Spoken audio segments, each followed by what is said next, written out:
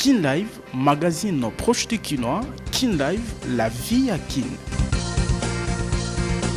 Bozali essence ya moteur ya mosala etambwisaka magazine proche du Kinois Kin Live boya imalamu na bino banso batu bozali ebele liboso ya betando mpona kolanda manaka olokote ya lingala ya Kin Live basango na mokuse yango yo mokonzi ya ekolo Congo démocratique Félix Tshisekedi Tshilombo azongi ekolo Congo démocratique vendredi 5 décembre 2025 oyo wapi bakinois bayambie na lokumu ya kokoka sima ya koyeba na kocha mokoloto na accord ya intégration régionale pe ya kimia liboso ya Paul Kagame mokonzi ya mboka ya Rwanda na médiation ya Donald Trump mokonzi ya États-Unis d'Amérique. Atako bochei ya mokoloto na accord ya kimia na Washington bitumba ezali kokoba kaka na etuka ya Sud Kivu wapi ebele ya bayi Congo démocratique bayebi na kokima Kamanyola pona ko se réfugier na ngambu ya Rwanda. Situation oyo etungisi makasi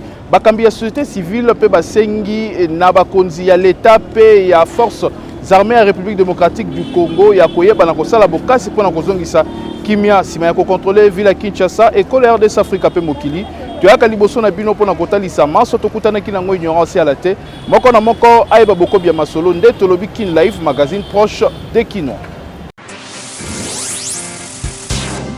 Kin Live, magazine proche du Kinois. Kin Live, la vie à Kin. Batata ba mama pe mokili mobimba mbote pe merci na bino banso pona confiance bosalaka na magazine proche de Kinois Kin Live édition lelo kofungwama na bilili oyo. Mokonzi ya mboka Félix Antoine Tshisekedi Tshilombo azali kobika déjà na mabele ekolo Congo démocratique à Komiengo wa mokonzi Kinshasa vendredi 5 décembre 2025 oyo wapi ba Kinois bayambie na lokumu ekoka na mokonzi pambate aebi na kocha mokoloto ya kimia oyo ekoti na histoire ya Congo démocratique sima ya 30 ans ya bitumba ba Kinois basengi na mokonzi ya mboka ayeba na kosala makasi po ete manso oyo ayebi na kosigner ekota na mosala na lombango.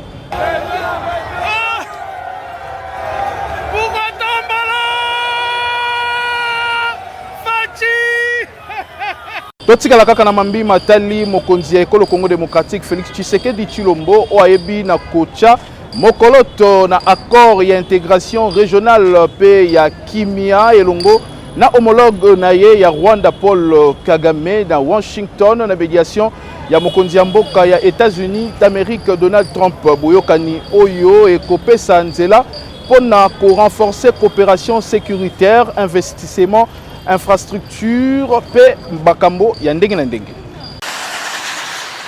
Atako umela ya butu suka tongo ekotana kimia ekolo Congo démocratique ezalaki koluka wuta kala elati nzoto kolandisama na signature ya accord ya intégration régionale pe ya kimia kati na RDC pe Rwanda jeudi 4 décembre 2025 na Washington. Miso ya bayi Congo démocratique ya molongo mobimba etalaki na ngambo ya États-Unis d'Amérique wapi mokonzi ya mboka Félix Antoine Tshisekedi Tshilombo azalaki mbunzu na homologue na ya Rwanda Paul Kagame na médiation ya Donald Trump mokonzi ya États-Unis d'Amérique. Manso ebandaki nanu na bokutani na wiklo na Maison Blanche na tina ya kovandisa makambo manso kati na bakonzi ya bikolo nyonso misatu oyo na sima babimaki na poasa liboso ya badélégation ya RDC ya Rwanda ya États-Unis pe bato ya ndenge na ndenge na bapandisango wapi mokoloto echamaki na poasa accord ya intégration régionale pe ya kimia oyo ezali kolobela renforcement ya coopération sécuritaire kati na ekolo Congo démocratique pe Rwanda mambi matali investissement exploitation ya baminéraux stratégiques infrastructure pe participation to pe financement ya États-Unis d'Amérique na mambi matali corridor ya lobito pona kotanga kaka wana na maloba na ye tata mokonzi ya ekolo Félix Tshisekedi Tshilombo abeti sete na mambi matali botosi ya accord ya kimia oyo na Rwanda eyeba pe na kotika kopesa maboko na ba groupes armés azangite kotalisa volonté ya ekolo Congo démocratique ya kotosa manso etalisami pe esengami na boyokani oyo. Les accords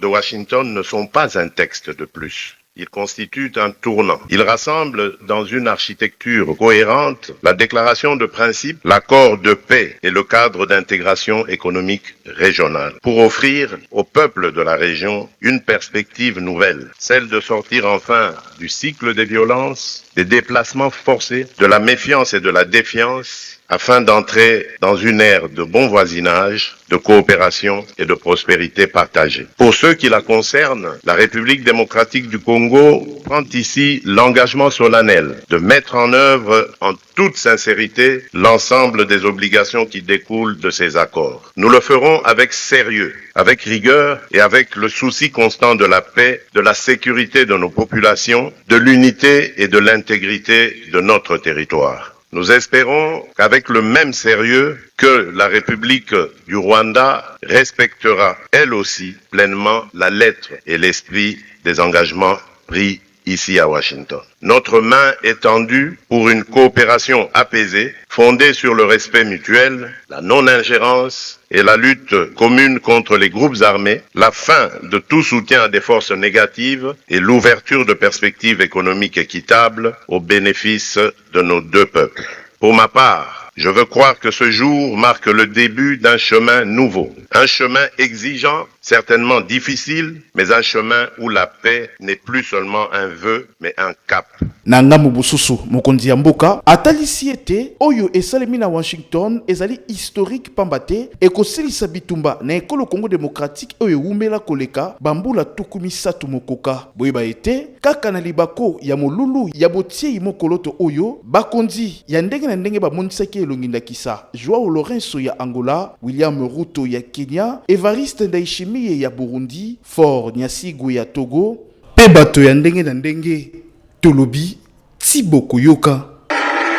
Nangambu ya mbula matadi ekolo Congo démocratique, ministre ya Mambi Matali Misala ya Libanda Thérèse Kayikwamba atalisi ete bakosala maso po ete kimia eba nakomona na bilembo na yango eba nakomona na terrain kasi basengi na population ya kokitisa motema pamba te kimia ezongaka malembe kasi babeti sete ya kotika nzela ata mokete accord wana eba nakozala violé.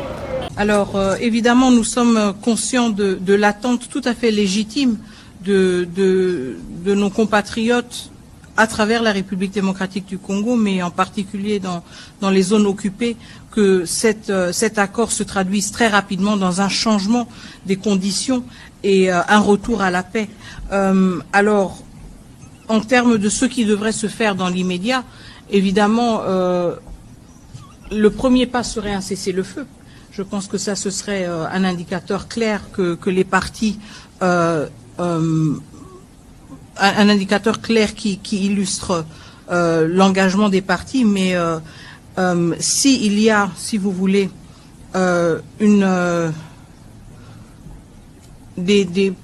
continuation de la violence, ça ne veut pas dire que l'accord est caduc. Je ne pense pas qu'une guerre ou un conflit qui a duré 30 ans se prend fin juste par la signature d'un accord. Ça veut dire que nous allons et nous devons être conscients du fait que nous allons avoir des avancées, mais nous allons aussi avoir malheureusement des échecs. Ce qui est important ici, c'est de souligner le fait que nous avons 3 parties prenantes à ces accords qui ont toutes pris l'engagement justement d'exécuter cet accord et de se rendre redevables. Et ça à des niveaux différents par rapport à des engagements différents. Nous comptons énormément sur l'engagement des États-Unis d'Amérique. Le président de la République a été très clair là-dessus. Après 30 ans, combien de présidents américains sont passés sans pour autant s'engager avec autant de moyens diplomatiques et autres que le président Trump. Donc je pense que nous avons tous un intérêt à ce que cette guerre prenne fin et que même au premier, si vous voulez, au premier défi ou à la première, au premier, je ne veux pas dire échec, mais au premier défi, on ne jette pas cet accord, si vous voulez, à l'eau, mais on continue justement à se battre pour une redevabilité, pour une exécution de l'accord. Namambi Matali, accord, il y a intégration régionale pe ya Kimia Oyo ezalaki signé jeudi 4 décembre moleki ba Kinois ba ebi na kosenga na bakonzi ya ekolo Congo démocratique ya kosala manso po ete batomboki ya AFC M23 balongwa na mabele ekolo Congo démocratique po ete bayi Congo oyo babikaka na est ya RDC ndakisa na nord pe na sud Kivu bayeba na kobika na Kimia ekoka ya liboso na sepeli puisque eza na eloko oyo tobando s'entendre mpe osalama te selo biso bakongole na bato mosusu mais Dieu merci tomoni makambo yango eleki na Kimia esinyami yango tokozela pré signature oyo esinyamaki lobi soki bitumba ekosila tokosepela ngo puisque awa eza poso ke bitumba esila guerre esila Kimia okota na mboka na biso namoni déjà match wana esi esili ndenge nini lokola tokei na accord tosigne déjà accord ata basali ndenge nini makambo nyonso ekosila po tokomi déjà na suka po accord wana depuis tobanda 30 ans oyo ya bitumba totikali kosala accord ata moko te bango tozoyebisa bango bazonge epa bango biso tolingi makila te pouvoir na biso eza pouvoir ya makila te. Depuis Tshisekedi a eu pouvoir, jamais atikali kosimba makila. Pour moni akena ba négociation pour nani, pour alingi makila te. Président Nabiso a sali pour trouver paix na mboka na biso. Yango biso nyonso Congo mobimba tozo sepela pour na signature oyo. Non, je pense que comme le ministre de la communication l'a dit, et même le président, si je ne m'abuse, signer c'est une chose, et le président aussi du Burundi l'a dit, signer c'est une chose, et appliquer maintenant c'est une autre chose. Vous savez, en diplomatie, il y a une question des rapports de force. L'application d'un accord dépend aussi de la force dissuasive qui représente effectivement les forces en conflit, comme on le dit, et qui va représenter effectivement la force américaine par rapport à ces dossiers. Ce qui fait qu'il y a beaucoup d'inconnus, parce qu'il faut bien noter une chose importante. Si nous arrivons à signer, c'est parce que nous avons été d'une façon ou d'une autre dans une position un peu de faiblesse. Et qu'effectivement, on félicite le chef de l'État, Félix Tshisekedi, puisque avec doigté, il arrive quand même à faire avancer la barque malgré toutes ces difficultés. Toko bakaka na mambi matali accord ya Washington pona koyebisa na bino ete archevêque Ejiba ya Mampiao ya zali mokonzi ya ba église de réveil nyonso ya ekolo Congo démocratique ayebi na kosenga na ba fidèle ya mangomba ya réveil bayeba na kotia na losambo accord ya intégration régionale pe ya Kimia oyebaki na kozala signé na RDC pe Rwanda kwambate masoana ezali emoniseli oyo otata kolo ayebaki na kotalisa na bango. Signature ya accord ya intégration régionale pe ya Kimia oyo esalemi na Washington na États-Unis d'Amérique etondisi mitema ya bayi Congo démocratique na esengo pe pona basali ya Nzambe oyo esalemi ezali bokokisami ya elaka Nzambe atalisaki na bango etalisi archevêque Évariste Ejiba ya Mampia ya église de réveil ya ekolo Congo démocratique oyo asengi na bayimboka sima ya acte historique oyo bakoba na kobondela na tina ya bokoti na misala na lombango ya accord ya Washington po ete bayi Congo démocratique oyo bazali kobika na est ya RDC babika na Kimia lolenge esengeli. Oui, chers compatriotes, bien-aimés dans le Seigneur, nous venons vers vous pour dire merci à Dieu parce qu'il est dit à chaque étape, remercions l'Éternel et soyons reconnaissants pour ce qu'il fait.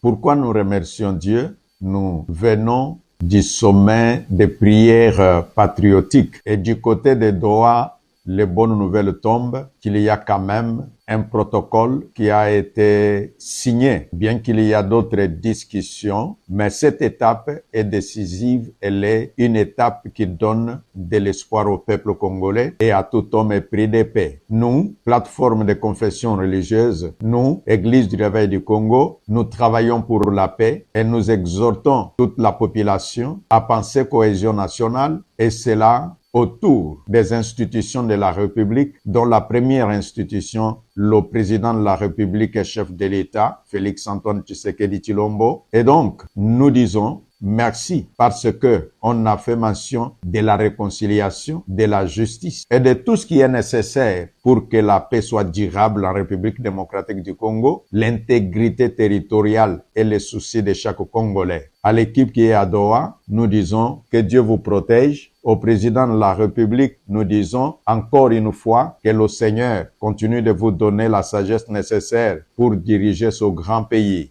À tous, que le Seigneur assiste notre nation. À tous, prions encore pour que les autres étapes qui suivent se terminent de la bonne manière, pour que la lumière brille sur la République démocratique du Congo, chasser les ténèbres avec sa légion de guerres, des blessés, des morts, des viols, et que cela disparaisse. Soyez bénis. Au nom de Jésus. Amen. Tolobi, Tiboko Yoka. Koma kolo lopango na $1,500 ya pamba kasi okopesa 500 peso ki olingi okoma patron ba bus na ba moto ya sika ezali kopesa na président Ziko Mukanga.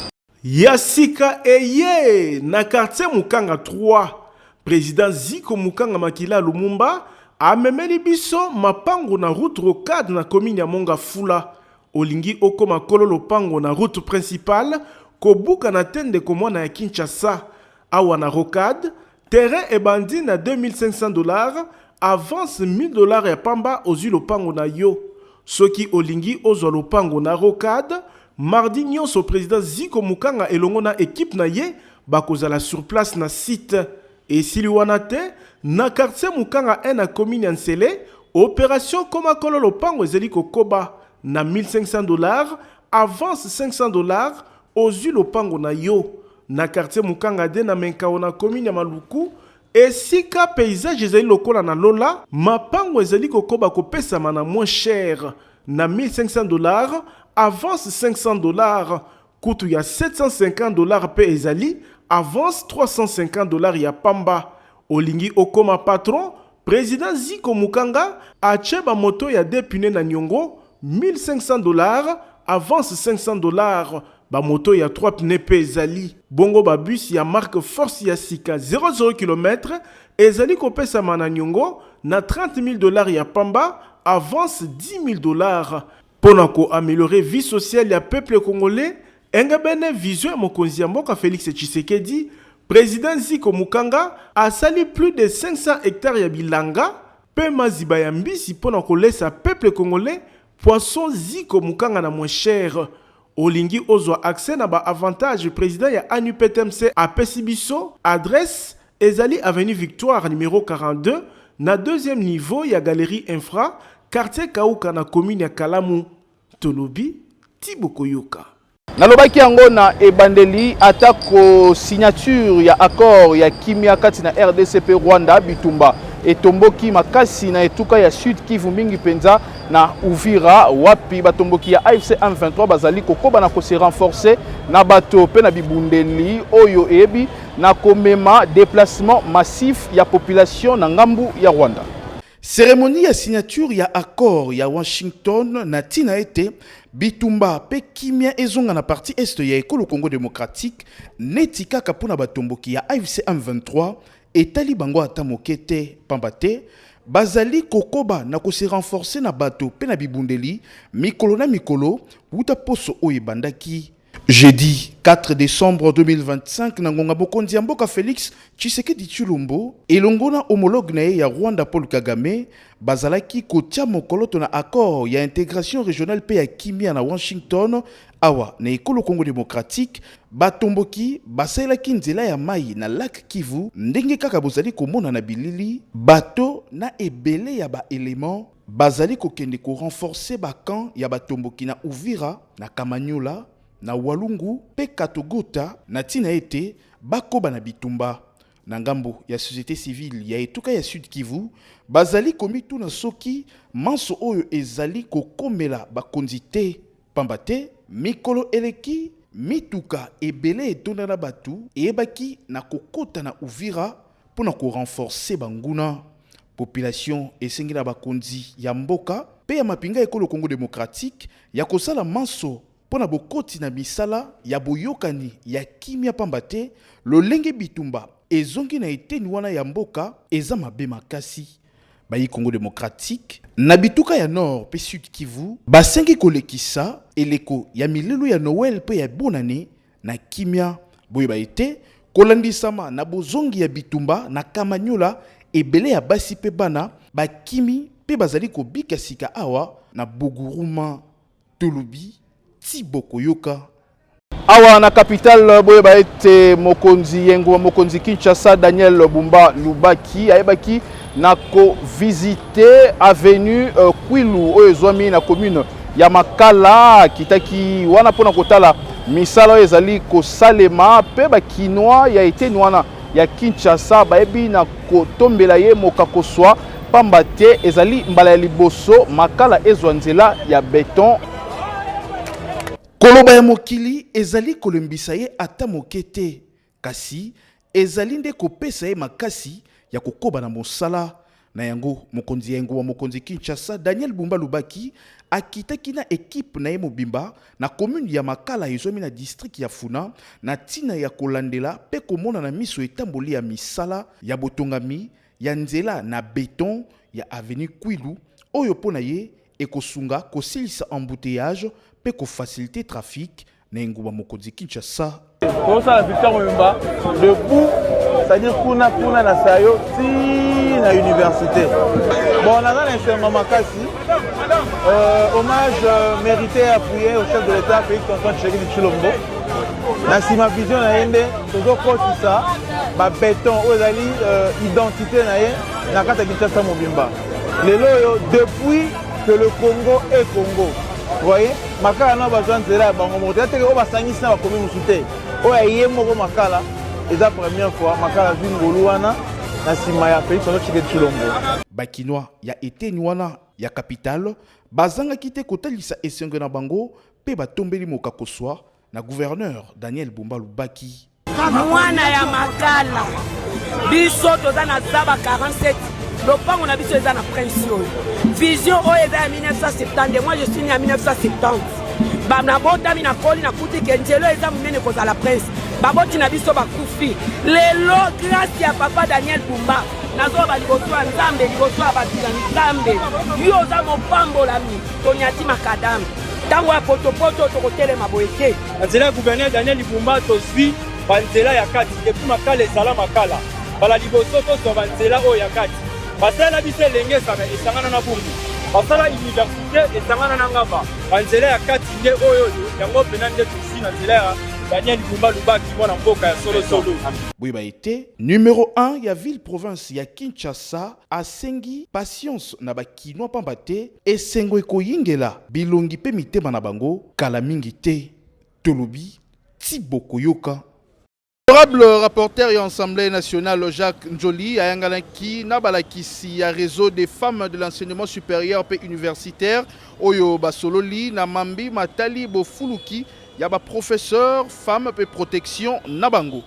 Nanda Kounae ya Mosala, jeudi 4 décembre 2025, rapporteur et Assemblée nationale, honorable Jacques Njoli et Sengekeli, Ayamba Kilisanga, Yabalakisi, Yabasi, ya réseau des femmes de l'enseignement supérieur et universitaire, Nabokambami, ya professeur ordinaire, Marie-Jeanne Kalinga, Mokambi, Yalisanga Oyo, Marie-Jeanne Kalinga, Mokambi, Yalisanga Oyo, Mozindo, Yamasolo Nabango, et Talaki Bofulu Kitope développement, ya basi na ba domaine nyonso mingi penza ba professeur universitaire batalisaki na rapporteur ya ndaku ya bakeli mibeko ya ekolo Congo démocratique mikakatano manso bazali kokutana na yango oyo esengeli na bakeli mibeko ya kotia na esika mobeko ekosunga balakisi ya basi ya bitelo nyonso ya likolo lokola pe professeur. Honorable rapporteur et Assemblée nationale Jacques Njoli aebaki na ko encourager balakisi oyo ya kokoba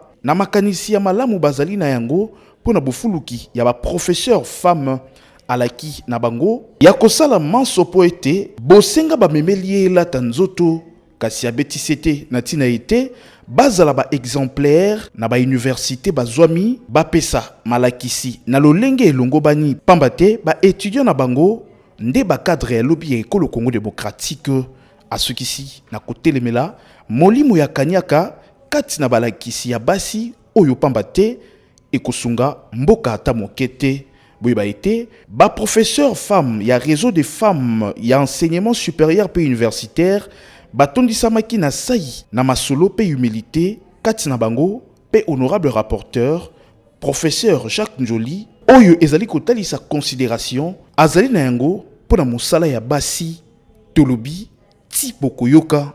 Na ngambu ya province ya Etuka ya Kwilu boyeba été lancement officiel ya fondation JM Labila na Bulungu et Salemaki lundi moleki na miso ya sénateur Papi Labila pe ministre provincial ya ITPR ya Kwilu ingénieur Patrick Mbumbuti.